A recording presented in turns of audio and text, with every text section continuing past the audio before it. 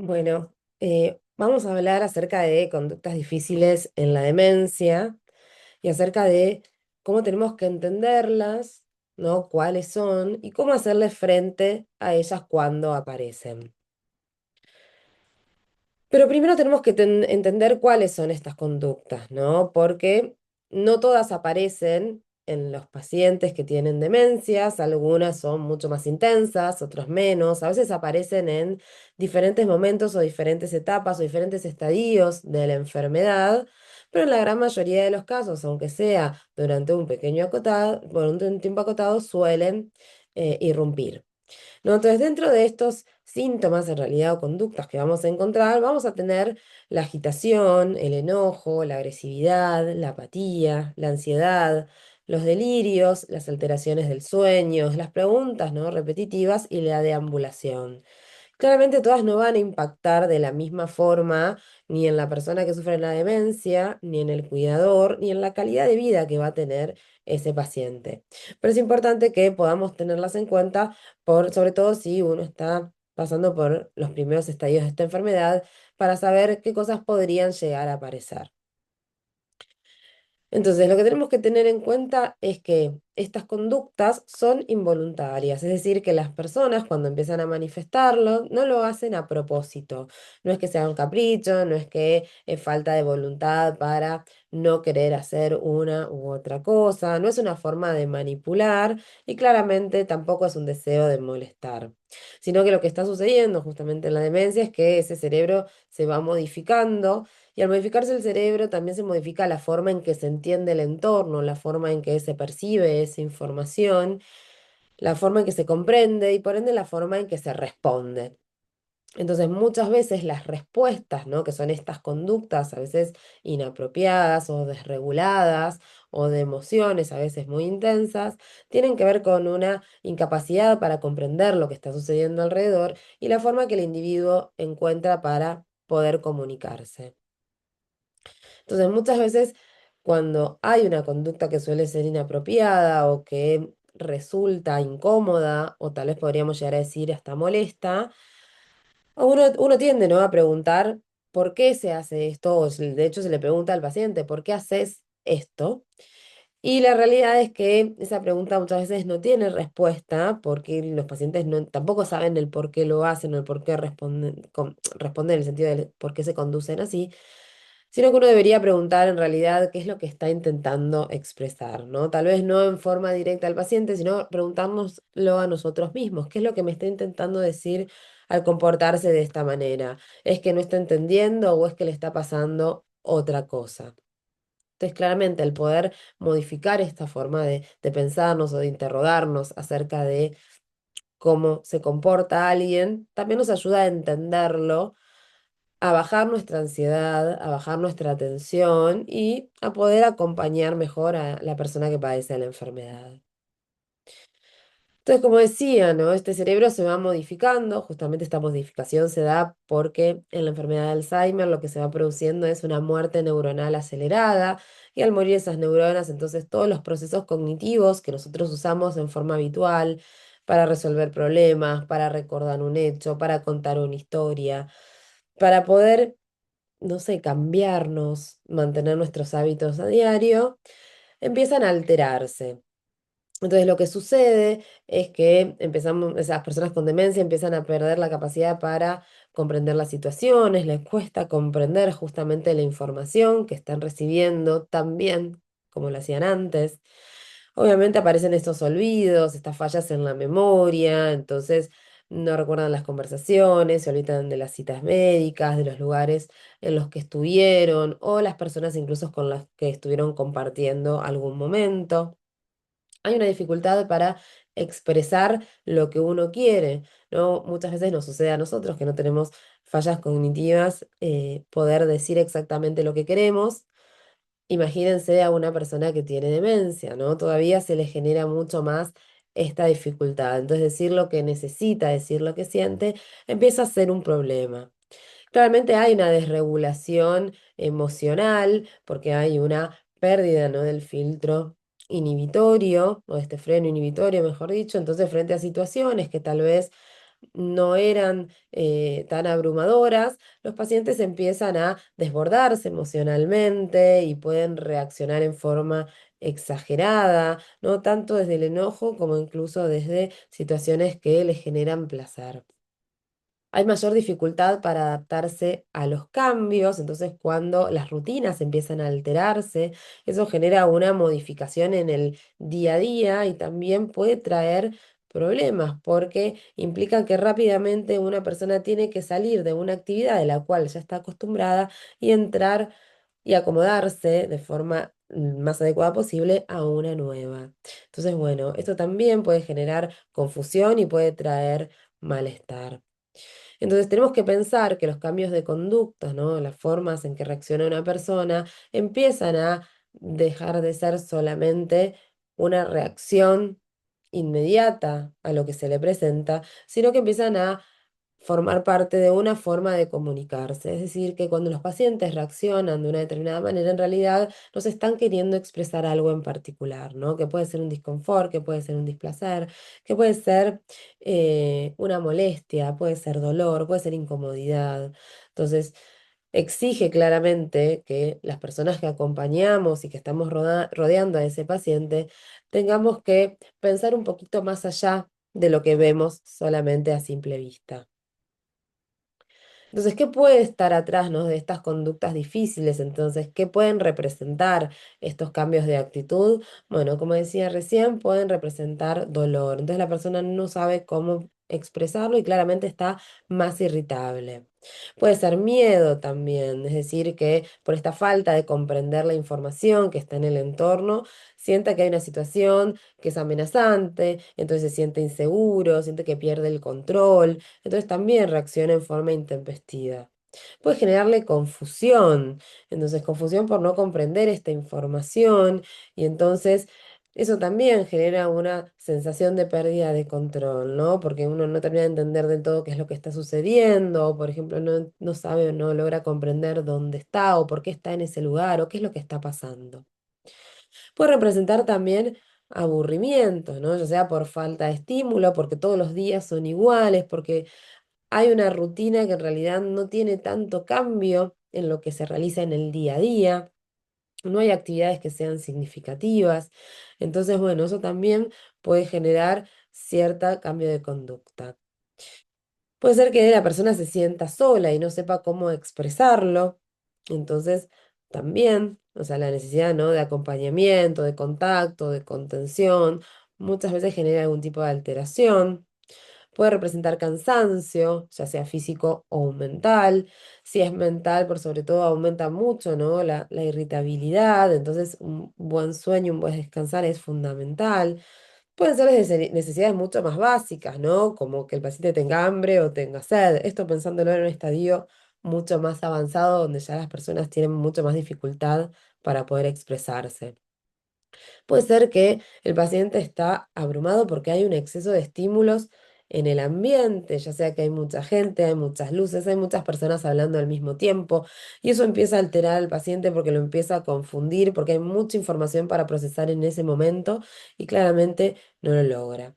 Y como dijimos, ¿no? Los cambios de rutinas, esto, o sea, sacar a una persona de sus actividades habituales, a las que ya está acostumbradas, a las que no tiene que anticiparse, porque ya sabe qué es lo que va a venir en determinado horario, también genera una dificultad en la conducta, ¿no? Sobre todo lo vemos en los momentos donde son fechas importantes, como ser un cumpleaños, como ser las fiestas, ¿no? Como Navidad, Año Nuevo, donde muchas veces se cambian la rutina, aparecen personas que no son las que vemos habitualmente, y eso también puede generar cierta incomodidad o cierta confusión. Uno de los ejemplos más cotidianos que suelen aparecer, ¿no? Que aparecen o que vienen a la consulta es la desorientación, ¿no? Cuando una persona de repente dice que esa no es su casa y se quiere ir de esa casa, se quiere ir a otro lugar. ¿Y a dónde se quiere ir? Bueno, muchas veces es, bueno, esta no es mi casa, me quiero ir a mi casa, recordando la casa de la infancia, o a buscar una persona conocida, o ir al barrio donde antes vivía porque es un lugar familiar, o incluso ir al trabajo. A veces lo que uno suele pensar es, bueno, no, el paciente se quiere escapar, el paciente se quiere ir, pero bueno, tenemos que plantearnos que existen muchísimos escenarios en la mente de una persona que pueden estar representando ese querer irse de la casa. El ir a lugares habituales, ¿no? O volver a un lugar conocido, claramente lo que representa también es esto, una búsqueda de seguridad. Puede ser que esa persona se esté sintiendo incómoda en ese momento o insegura, y entonces necesite ir a un lugar que le es familiar. Por eso este volver a el lugar conocido, a la casa de antes, al barrio donde siempre donde creció, tal vez, o donde vivió la mayor parte de los años, o ir a buscar a una persona conocida, o volver a ese trabajo. Entonces, bueno, eso es porque justamente ese cerebro intenta volver a una rutina que ya conocía, algo que es estable, que es familiar. Dentro de las, como mencionamos, ¿no? Los síntomas o las conductas que suelen aparecer y que suelen representar a veces dificultades en el manejo, una de las principales es la agitación. Y la agitación se puede manifestar de distintas maneras, ¿no? Se puede manifestar, por ejemplo, con el caminar constante, que suele aparecer por la tarde, que es lo que llamamos sundowning o deambulación, donde no hay un objetivo específico, sino que simplemente la persona no puede quedarse quieta y camina de un lado para el otro. Puede ser que la persona también grite, ¿no? O levante la voz, o de repente se sienta confundido o asustado, entonces como que quiera pedir ayuda. Puede ser una persona que esté inquieta, ¿no? Que está de repente sentado, pero se mueve mucho en el lugar donde se encuentra, o que nosotros lo vemos que tiene una actitud nerviosa, no se logra quedar quieto bajo ninguna manera. Puede ser que esté irritable, entonces frente a situaciones que son habituales reacciona de forma desmedida porque se enoja con mucha facilidad o se muestra muy molesto, o bien el rechazo al cuidado, ¿no? Se resiste a cualquier tipo de ayuda, ya sea para bañarse, para vestirse, para tomar alguna medicación. La agitación no siempre puede ser agresividad, a veces se puede acompañar de agitación más agresividad. Pero bueno, tenemos que tener en cuenta que hay una situación que al paciente le está molestando. Cuando algo lo agita, hay algo que lo molesta. Entonces hay que tratar de entender cuál es la causa, cuál es lo que motiva esa agitación para tratar de disminuirla o para tratar de evitarla en el futuro. Porque si nosotros logramos identificar qué es lo que nos molesta, trataremos de evitarlo para que ese paciente no se ponga agitado. Porque es importante, digamos, entender estos cambios en la conducta de una persona, porque no siempre necesitamos dar una medicación. Si nosotros logramos entender el por qué sucede, entonces va a ser mucho más sencillo poder manejarlo. Entonces, ¿qué tenemos que hacer cuando un paciente se agita? Claramente, lo que tenemos que evitar en un primer momento es intentar corregirlo o repetirle la información para que ese paciente lo entienda, o confrontarlo, o tratar de convencerlo. Si nosotros vemos que algo que sucedió en ese momento hizo que el paciente se ponga muy inquieto, bueno, dejamos espacio, ¿no? Damos espacio para que esa situación se intente resolver y tratamos de analizar qué fue lo que lo desencadenó. Si logramos identificar algún tipo de estímulo, obviamente vamos a tratar de suprimirlo, ¿no? Si hay, no sé, una música muy fuerte, tal vez hay muchas personas hablando al mismo tiempo o muchas personas rodeando a ese paciente, bueno, vamos a tratar de disminuir la mayor cantidad de estímulos. Después vamos a tratar de hablarle al paciente en forma calmada para tratar de entender qué es lo que le está pasando. Entonces, bueno, con poca información, ¿no? Es decir, usando frases cortas para que la pueda procesar a esa información en forma adecuada. Vamos a validar su emoción, reconocer que lo que le está pasando es así y que, bueno, que lo queremos ayudar, que entendemos que hay algo que le incomoda, que entendemos que hay algo que le molesta, que entendemos que hay algo que le está poniendo irritable o de mal humor.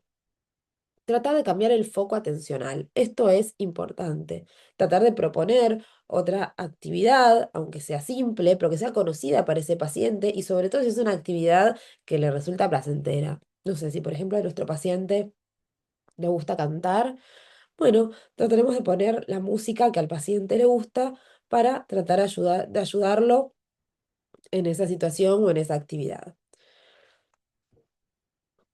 Otra de las situaciones, ¿no?, que se pueden presentar o de las conductas estas que pueden ser bastante molestas para el paciente es cuando aparece la ansiedad o el miedo, ¿no? Entonces, los pacientes se pueden poner bastante inquietos, bastante irritables también, cuando hay situaciones que no logran comprender del todo.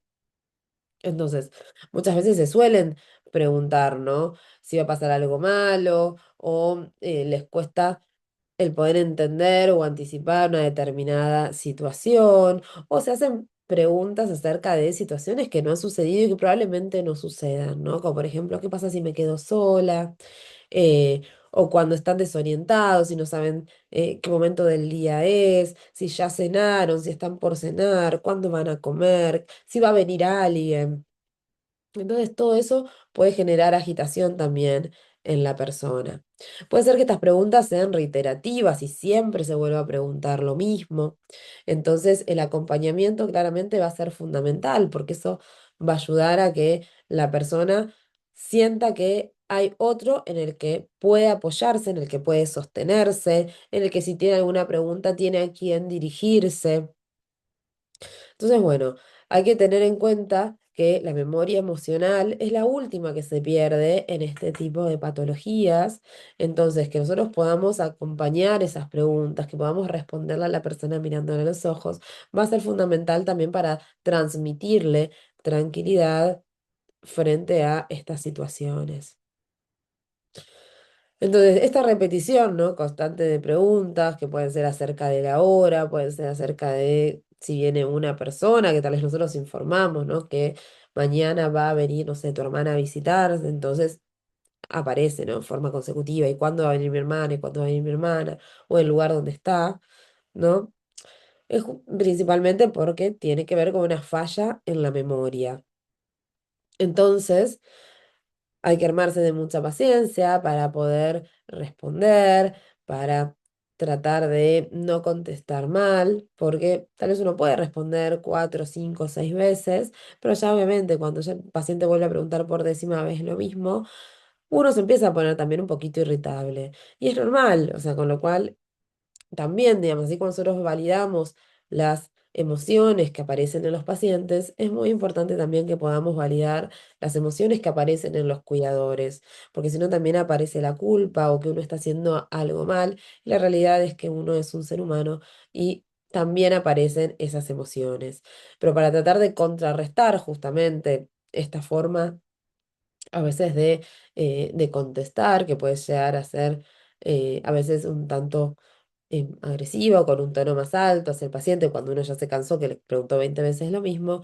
Bueno, es muy importante tratar de entender que justamente el paciente no lo hace porque quiere molestar, no pregunta 10 veces lo mismo porque tiene ganas de hacer un chiste, sino porque justamente el problema está en la falla de la memoria y que a los pocos minutos de hacer esa pregunta y recibir la respuesta se olvida y tiene que volver a hacerla. Entonces, por eso es muy importante también saber cómo manejar la información que uno le da al paciente, ¿no? Sobre todo cuando uno va a recibir una visita o cuando uno va a ir a un lugar. No anticiparlo con tanto tiempo, porque si no a veces genera también esta situación donde el paciente pregunta en forma reiterada. En relación a veces a la orientación, el tiempo o el espacio, bueno, uno puede tener almanaques, puede tener relojes, ¿no?, que estén a la vista y donde el paciente tal vez pueda observar, más allá que igual pregunte. Pero bueno, por lo menos son herramientas o estrategias que podemos tener a mano para que el paciente también tenga cierta seguridad. Entonces, lo ideal es que frente a estas preguntas, obviamente evitemos siempre el ya te lo dije. Obviamente no hace falta decirle cuántas veces uno le respondió, o no te acordás que te lo acabo de decir, o bueno, trata de prestar atención la próxima vez. Bueno, entonces ese tipo de frases, ¿no?, siempre las tenemos que evitar por esto, porque el paciente no lo hace a propósito. Entonces, claramente lo más importante es esto, responder con calma. Utilizar las ayudas visuales, ¿no?, como yo les mencionaba recién, que pueden ser relojes, calendarios, fotos, notas que pueden estar pegadas en diferentes lugares del hogar. Anticipar la información siempre con un tiempo prudencial sobre los cambios y bueno, y tratar siempre de cambiar el foco atencional, ¿no? Redirigir esa atención hacia situaciones que sean agradables para ese paciente, que nosotros sabemos que se conecta con facilidad y que cuando se conecta cambia su estado de ánimo y ayuda a mejorar un poco su conducta. Otra de las situaciones que pueden aparecer y que claramente van a ser muy negativas para el paciente por la emocionalidad que le van a generar y que también van a tener una repercusión negativa en el cuidador, tiene que ver con los delirios, las falsas creencias o incluso a veces con las alucinaciones, ¿no? Dentro de los delirios más comunes encontramos el del robo, el que una persona vino y le robó, o si está asistiendo una persona a domicilio, ya sea cuidador o personal de limpieza, bueno, esa persona por lo general es la que siempre es responsable de que algo le falte. O que alguien viene por las noches y le roba algo, o que cobraron la jubilación y que alguien vino y se lo robó. Bueno, es muy común este tipo de delirios. Lo mismo que alguien entra en la casa. Acá igual siempre tenemos que descartar, ¿no?, la presencia de alucinaciones, porque en ese caso tendríamos que evaluar también si es una alucinación como un síntoma propio de la enfermedad o en realidad hay una infección subyacente, perdón, que le está generando en esta persona este tipo de alteración sensoperceptiva. Las confusiones con los familiares, ¿no? Cuando confunden al hijo o a la hija con su pareja, sobre todo si son viudos o viudas, o que hay alguna persona que les quiere hacer daño, ¿no? Son todas situaciones que claramente generan angustia en una persona, porque uno pensar, ¿no?, que me robaron o que está entrando alguien a mi casa o que alguien me quiere hacer daño, claramente genera angustia. Entonces, una persona, sobre todo, ¿no?, con demencia, que tiene esta dificultad para interpretar y entender la información, es todavía mucho más potente. Entonces, claramente acá nosotros no vamos a intentar ni convencerlos, ni discutirles diciéndole que no es verdad lo que están pensando o lo que están viendo. Siempre validamos emociones y tratamos de brindar más seguridad y más contención. Obviamente, estos son casos particulares donde sí ameritan una consulta médica para poder descartar que estas situaciones que aparecieron no tengan una base orgánica que las esté potenciando, ¿no? Entonces, claramente, como en todos los casos, no vamos a discutir, como ya dijimos, validamos la emoción, vamos a brindar tranquilidad, dando calma, sobre todo acompañamientos. Estas situaciones que por lo general aparecen por las noches son bastante reiterativas. Bueno, sería importante que esa persona entonces no esté a la noche sola, sino que esté acompañado. Nuevamente, porque la compañía de alguien conocido brinda seguridad. Entonces, eso hace que disminuya esa carga emocional, disminuye esa angustia y muchas veces desaparece esta idea. Otras de las situaciones que también son frecuentes tienen que ver con las alteraciones del sueño. Las alteraciones, o sea, el sueño ya de por sí, ¿no?, se va modificando con la edad, o sea, porque se va acortando este patrón de sueño que es fisiológico, pero cuando hay un cuadro patológico en salud mental y sobre todo cuando hay una demencia, muchas veces el sueño está alterado. Lo que suele suceder es que existe un insomnio de conciliación, es decir, que a los pacientes les cuesta conciliar el sueño, o sea, poder dormirse una vez que se acuestan, o bien tienen despertares nocturnos durante la noche, que además en el adulto mayor suele ser habitual porque suelen ir al baño varias veces en la noche. Entonces, eso también tenemos que tenerlo en cuenta y eso no favorece el descanso reparador, porque a veces cuando regresan a la cama no logran dormirse. Hay una inversión en lo que es el sueño vigilia, es decir, donde los pacientes durante el día suelen dormir y a la noche o a la tarde se empiezan a despertar y luego no logran dormir en toda la noche. A la noche, ¿no? Ya a partir de la tarde, tarde-noche, aparece una confusión, como una neblina mental, donde los pacientes tienen más dificultad para interpretar la información, hay mayor desorientación, se ponen más ansiosos, más asustadizos. Entonces, esto es lo que se conoce como sundowning. Y aparece también esta deambulación, ¿no? Que empiezan a caminar sin ningún objetivo, sin rumbo, por toda la casa, como si estuviesen buscando algo. Entonces, por eso es muy importante, sobre todo para poder mantener y conciliar el sueño, que una persona tenga rutinas establecidas a lo largo del día. Porque eso ayuda a que el paciente mantenga actividad, tenga cierto desgaste, no solamente cognitivo, sino también físico. Es muy importante hacer actividad física, que se puede reducir solamente a caminatas diarias, ¿no? Con el paciente. Y de paso así también logramos que se exponga a la luz natural, que eso por un lado estimula la vitamina D y además ayuda a regular el ritmo circadiano, es decir, el reloj biológico, a través de la inhibición, o sea, de la regulación de la inhibición de la secreción de la melatonina. Pero bueno, ¿qué estrategias podemos utilizar si aparecen justamente estas alteraciones en el sueño? Como recién mencioné, ¿no? Las actividades físicas diurnas, eso es muy importante, que sean regladas, que formen parte de esta rutina. Entonces el paciente tal vez sabe que todos los días a las 4 de la tarde sale a caminar. Bueno, ella es una actividad más que se suma al día. La exposición a la luz natural, como acabo de mencionar. En el caso que no haya luz natural, bueno, existen también baños de luz artificial con graduaciones especiales de lumens que podrían llegar a sustituir en algunos casos la luz natural. Las rutinas regulares, que obviamente van a ser muy importantes. Evitar las siestas. Si el paciente duerme siesta, bueno, tratar de suprimirlas o por lo menos que se acorten, ¿no? Que el paciente no duerma 2 o 3 horas de siesta. O sea, mejor dicho, la persona con demencia no duerma 2 o 3 horas de siesta, sino que duerma 20 minutos, 30 minutos, 40 minutos máximo. Lo ideal es que nunca se llegue a 1 hora. Y claramente que durante la noche, cuando el paciente se va a acostar, los estímulos nocturnos estén disminuidos, es decir, que no haya ruido, que la temperatura en el ambiente sea la adecuada, que no ingrese luz del exterior para que ese paciente pueda dormir, que la tele esté apagada. Es muy común recibir en las consultas los pacientes que informan que cuando se van a dormir tienen la tele prendida toda la noche. Eso es muy nocivo para el sueño, no solamente por el ruido de la tele, sino por la luz de la pantalla. Entonces es muy importante teles apagadas. ¿Qué sí tenemos que hacer en el ambiente? Obviamente no todo plenamente oscuras, porque un paciente con demencias tiene dificultad para orientarse cuando se despierta.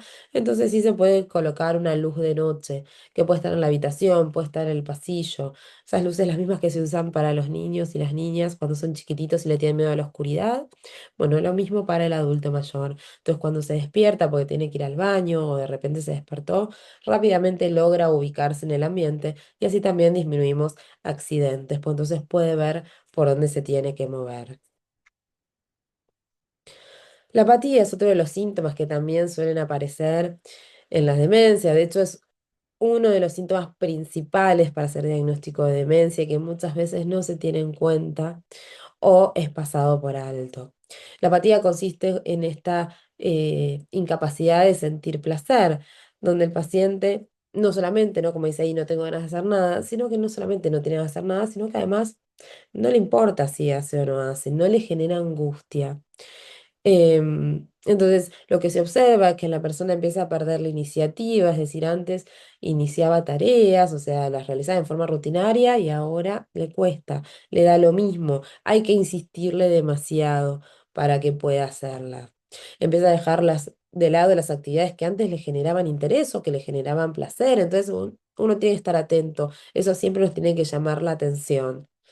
Empieza a pasar mucho más tiempo sentado, tal vez mirando la tele o acostado, la persona no se quiere levantar. Entonces acá sí es importante poder diferenciarlo, si es apatía solo o es una apatía con una depresión, que a veces es difícil porque bueno, se puede tratar en algunos casos, o bien parece desinteresada.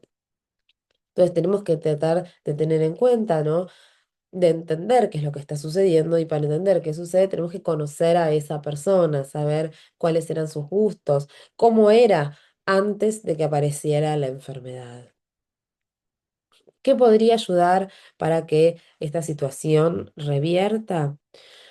Bueno, lo principal es generar motivación en una persona. ¿Y cómo generamos motivación en una persona? Bueno, a través de las actividades que a esa persona le gustan.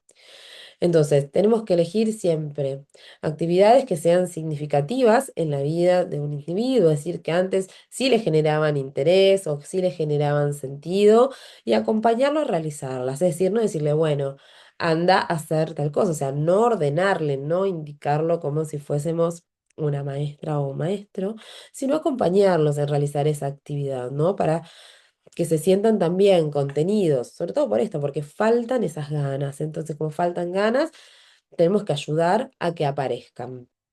Las tareas tienen que ser sencillas, claramente, nada complejo, porque si además la persona identifica que tiene cierta dificultad para llevarlo adelante, eso le va a generar angustia, o le va a generar frustración y va a abandonar, no va a querer realizarlo. Si hay actividades que se puedan realizar con otras personas, mejor, porque sociabilizar también genera estímulos de querer hacer otras actividades, ¿no? Compartir con otras personas siempre es positivo. Y claramente que esas actividades formen parte, como vengo mencionando, ¿no? Dentro de las rutinas. Muy importante, como dice allí, no esperar que la motivación sea espontánea, entonces no frustrarnos si proponemos una actividad y el paciente se niega, el paciente se rechaza, lo rechaza. Pero no por eso vamos a abandonar nuestros intentos, vamos a seguir intentándolo. Algún día el paciente nos dirá que sí o tendremos que ver de qué forma planteamos la actividad para enganchar a ese paciente. A veces la actividad está buenísima, pero el paciente no logra conectar o no es la forma que nosotros tenemos para llevarlo. A veces cuesta arrancar. La agresividad, obviamente como conducta que también puede aparecer y puede ser disruptiva, no aparece a lo largo del día, digamos, durante las 24 horas, es decir, no está presente todo el tiempo la agresividad, sino que suele presentarse frente a situaciones puntuales, frente a situaciones donde el paciente siente incomodidad, ¿no?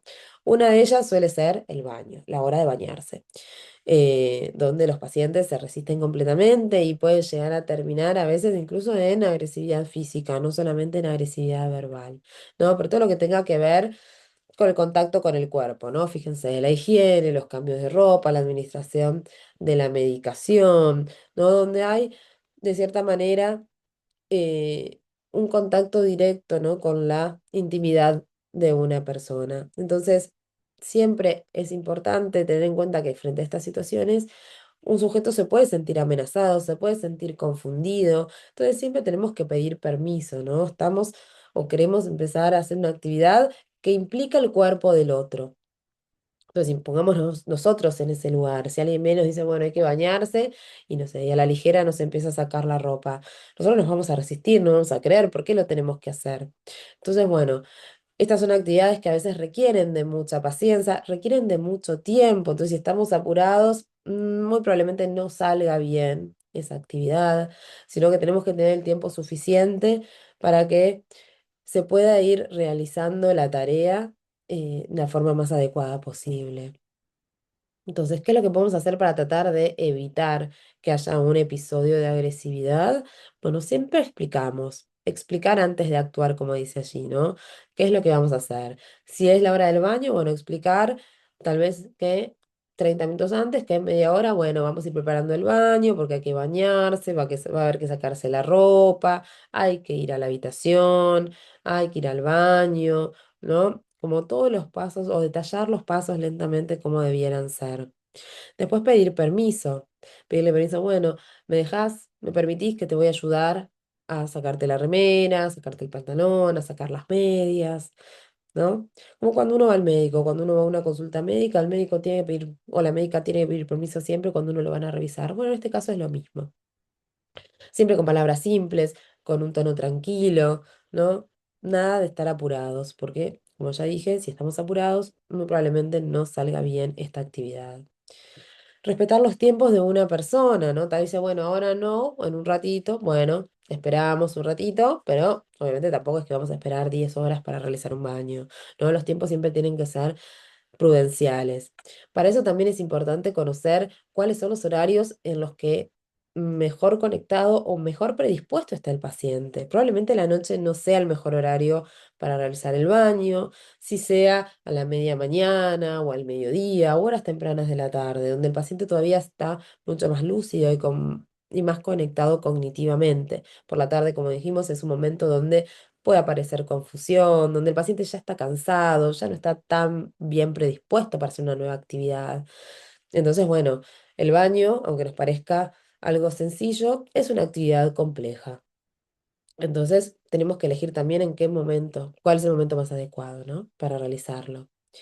Bueno, simplificar las consignas, ¿no? Siempre cuando vaya a dar una indicación o explicar una actividad, tienen que ser con frases cortitas, 3, 4, 5 palabras, no grandes explicaciones, no grandes párrafos, porque al paciente le cuesta entender. Y claramente, si el paciente se niega y nosotros vemos que se está poniendo irritable, bueno, suspendemos la situación.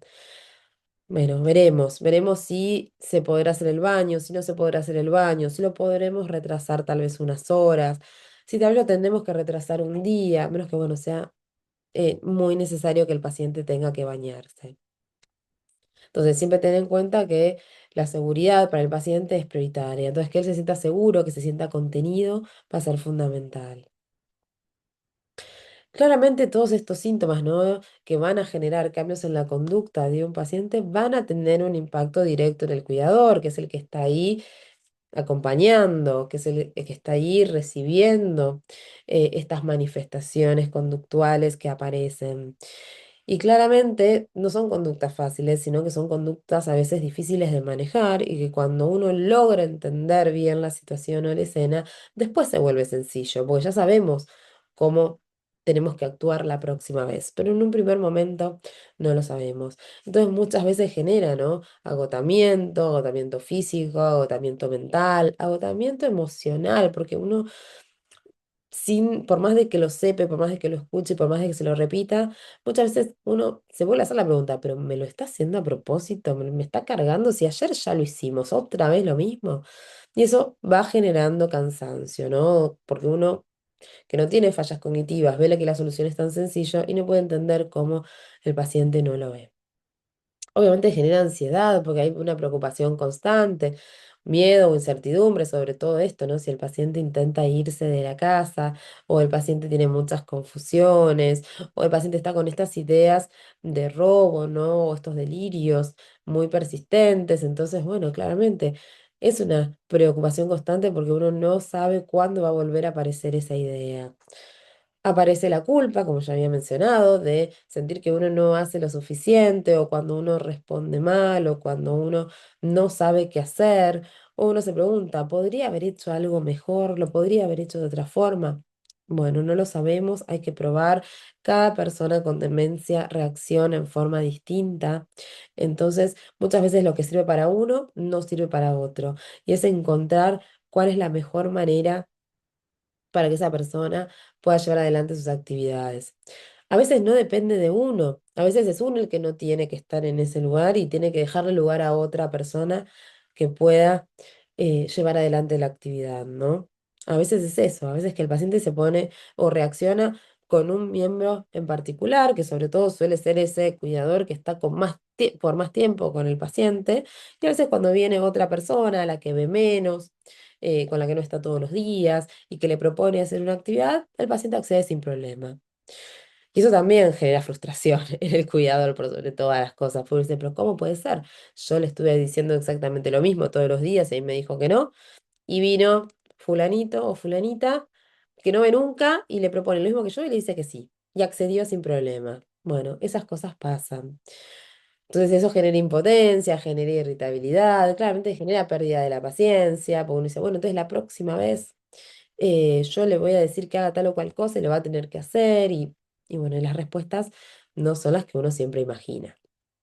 Y después lleva al aislamiento, porque en este cuidador, ¿no? que está acompañando constantemente a ese paciente, llega un momento, justamente por este cansancio, por este agotamiento, por esta culpa, por esta frustración, que se termina aislando de otras personas, porque empieza o se pone en un papel de protección o sobreprotección para con ese paciente, que termina haciendo que se empiece a alejar de las actividades que antes le generaban cierto placer o bienestar. Entonces es muy importante siempre que el cuidador, ¿no? pueda entender que se tiene que cuidar, que se tiene que priorizar también y que eso no es egoísmo y que eso no es abandono y que el cuidarse uno es muy importante para poder cuidar a otro, porque si uno no está bien, no puede cuidar. Entonces, por eso lo que tenemos que tener en cuenta es que son situaciones difíciles, que muchas veces los síntomas no se pueden eliminar, inclusive muchas veces tampoco se logran eliminar con una medicación, a veces se pueden controlar, pero no desaparecen. Entonces, algo que ayuda mucho es entender los síntomas y entender por qué suceden. Entonces, entender qué pasa atrás de esa conducta, que esa conducta nos está intentando decir algo. No es que es a propósito, no es un capricho. Tratar de reducir claramente la intensidad, es decir, encontrar estrategias, herramientas, formas de lidiar con esos síntomas que hacen que, bueno, estén más atenuados o disminuyan o se resuelvan más rápido. Entonces, tal vez un enojo no dura todo el día como antes, sino que dura un ratito. Lo más importante, prevenir desencadenantes. Si nosotros identificamos cuáles son las causas, entonces ya sabemos que la próxima vamos a evitar una situación, vamos a evitar una persona, vamos a evitar una palabra. A veces es identificar qué palabra en el discurso hace que le decimos a ese paciente, a esa persona con demencia, la irrita. Entonces, bueno, tratar de sacarla del vocabulario, tratar de encontrar la forma de decir lo mismo sin usarla. Obviamente requiere de mucho esfuerzo, sobre todo para el cuidador, porque es prestar atención en forma constante a lo que está pasando y en lo que modifica la conducta de un individuo. Y obviamente disminuir el sufrimiento, o sea, porque en mejorar la calidad de vida, tanto para la persona que padece demencia como para el que acompaña, disminuye la angustia, ¿no? Disminuye esa angustia de ver que esa persona, ese familiar que tanto queremos, está cambiando constantemente, que ya no es más el que era antes, que ya hay conductas que uno a veces desconoce en ese ser tan querido. Sin embargo, obviamente, cuando se presentan este tipo de síntomas, es importante tener en cuenta que hay que consultar. No todos los síntomas conductuales a veces se logran explicar por una modificación en el ambiente. Claramente, siempre tenemos que tenerlo en cuenta y siempre tenemos que analizarlo, sobre todo para no sobremedicar.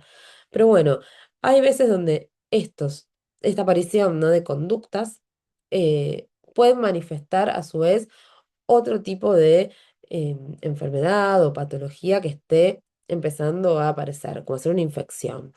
Entonces, ¿cuándo sí o sí tenemos que consultar frente a los cambios de conducta? Cuando estos son bruscos, ¿no? Es decir, cuando se instalan en forma repentina, en forma aguda, cuando la agresividad ya no es tal vez elevar solamente la voz o hacer un gesto o poner una cara de enojo, sino ya cuando la agresividad empieza a ser mucho más importante.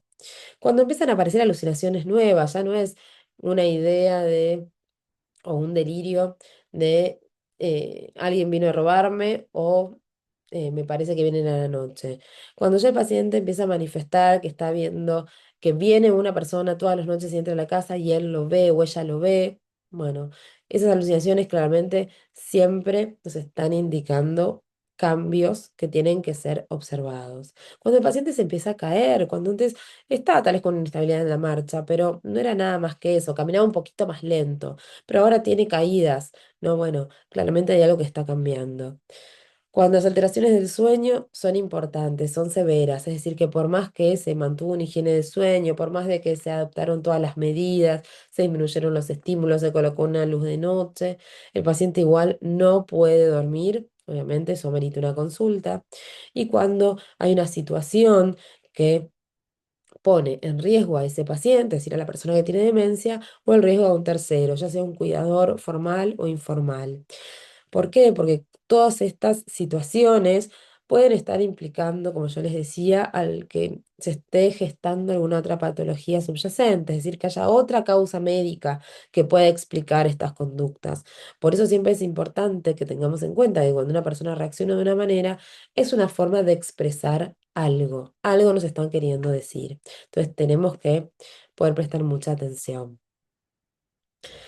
Entonces, ¿qué es, digamos, lo que me gustaría que se lleven hoy de esta charla? Bueno, como lo estuve diciendo a lo largo de estos minutos, ¿no? Que la conducta claramente es una forma de comunicación, entonces es muy importante que tratemos de descifrar qué es lo que nos están queriendo decir, que claramente no todo se resuelve con medicación, muchas veces son cambios ambientales, entonces conocer cómo era la rutina, conocer cómo era el ambiente en el que estaba ese paciente y si estos cambios de conducta aparecieron después de que hubo una modificación en el día o en su día a día, es importante. Buscar el desencadenante claramente es fundamental para tratar de eliminarlo o evitarlo en el futuro. Acordarnos que discutir no nos ayuda absolutamente para nada, sino que suele empeorar la situación, suele empeorar el problema. No discutimos, no confrontamos, siempre validamos. Y que claramente cuidar al cuidador también es tratamiento. Siempre cuando hablamos, ¿no? Que tenemos una persona con demencia, en realidad no tenemos un paciente con demencia, sino que tratamos al paciente y a su familia, porque todos padecen justamente los cambios que sufre ese paciente. Entonces, de poder comprender al otro, poder acompañar, poder cuidarse, es fundamental para tener una mejor calidad de vida, tanto el paciente con demencia como el familiar o cuidador formal. Entonces tenemos que recordar, ¿no? Como decíamos, que detrás de muchas conductas difíciles claramente no hay intención de molestar, no hay capricho, no hay manipulación, sino que es una persona que se está adaptando a estos cambios que se están produciendo en su cerebro y que es la forma que tiene el cerebro de hacerle comprender la información. Claramente entender esto no es que dice, bueno, ya está, ya ahora resolví todo y entiendo qué es lo que está sucediendo, pero sí nos ayuda por lo menos a tratar de alguna manera de tener una mirada diferente acerca de los cambios conductuales que puede tener una persona con Alzheimer. Así que bueno, les agradezco su atención y cualquier cosa estoy disponible para cualquier pregunta que tengan. Muchas gracias.